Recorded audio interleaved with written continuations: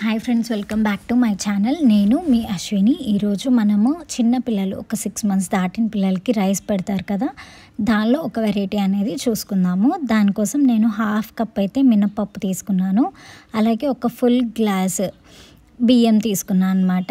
And దీనిలోకి మనం ఇంకొక 1/2 కప్ పచ్చిశనగపప్పు తీసుకుంటాము. అలాగే 1/2 కప్ కందిపప్పు తీసుకోవాలి. అలాగే ఇంకొక 1/2 కప్ పెసరపప్పు కూడా తీసుకుంటామన్నమాట. అయితే ఇన్ని పప్పులు వేయడం వల్ల పిల్లలకి చాలా హెల్తీగా ఉంటారు అండ్ చాలా బలం అయితే ఉంటుందన్నమాట. సో అండ్ వీటితో పాటు మనం ఒక 1/2 కప్ బాదం పప్పు తీసుకోవాలి. అలాగే 1/2 కన్నా కొంచెం తక్కువ జీడిపప్పు కూడా తీసుకోవాలి. అయితే వీటన్నిటిని కూడా మనం వాటర్ పోసుకొని మంచిగా క్లీన్ చేసేసుకోవాలి. ఒక 2 times క్లీన్ చేసుకున్న తర్వాత మనం ఆరబెట్టుకోవాలి. అయితే ఇవి నానబెట్టడాలు అలాంటివి ఏం చేయాల్సిన అవసరం లేదు. జస్ట్ నార్మల్గా క్లీన్ చేసేసుకున్న తర్వాత ఒక పల్చటి క్లాత్ తీసుకొని దానిలో మనం ఎండబెట్టుకుంటాం అన్నమాట. చాలామంది అనుకుంటారు కదా, నానబెట్టాలేమో, దీన్ని ఇంకా ఏమైనా చేయాల్సి వస్తుందేమో అని. అలా ఏం లేదు. జస్ట్ నార్మల్గా క్లీన్ చేసుకున్న తర్వాత మనం దాన్ని వడగట్టేసుకోవాలి. వడగట్టుకోవడానికి నేనైతే ఇలా చిన్న చిల్లులు ఉన్నదాన్ని తీసుకున్నాను. కింద ఒక గిన్నె పెట్టుకున్నాను. పైన ఏమన్నా వాటర్ ఉంటే కనుక అది కింద పడుతుంది అని. సో దీనిలో నేను డ్రైన్ చేసుకున్న తర్వాత కొంచెం సేపు ఉంటే ఆ వాటర్ అంతా కిందకు వచ్చేస్తాయి కదా. ఆ వాటర్ వచ్చిన తర్వాత నేను అదంతా కూడా ఒక పల్చటి క్లాత్ తీసుకున్నాను. కాటన్ క్లాత్ అయితే ఇంకా బెటర్ అనమాట. ఆ క్లాత్ మీద నేను అంతా పల్చగా స్ప్రెడ్ చేసుకున్న తర్వాత దీన్ని ఎండలో ఒక 2-3 hours పెట్టిన తర్వాత అప్పుడు దానిలో ఉన్న తడంతా పోతే మంచిగా ఎండిపోతుంది కదా.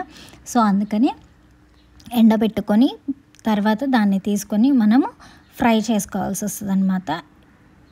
ఎండబెట్టుకున్న తర్వాత దీన్ని ఒక ప్యాన్ తీసుకొని సిమ్లోనే పెట్టుకోవాలి. సిమ్లో జస్ట్ వేడైతే సరిపోతుందన్నమాట. మరి ఫ్రై చేసేయడాలు, బ్రౌన్ కలర్ రావడాలు అలాంటివి ఏమీ ఉండదు.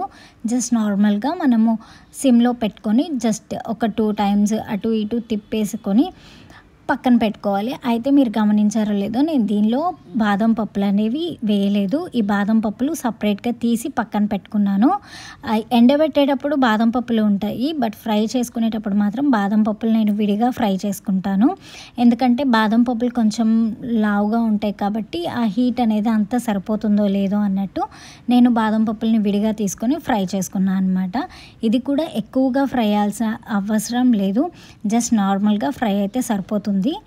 నార్మల్గా ఫ్రై అయిన తర్వాత దీన్ని కూడా మనము బియ్యం ఆల్రెడీ ఫ్రై చేసుకున్నది ఉంది కదా, దానిలోకి ఈ బాదం పప్పుల్ని కూడా మనం ఫ్రై చేసుకొని దానిలో వేసేసుకోవాలి.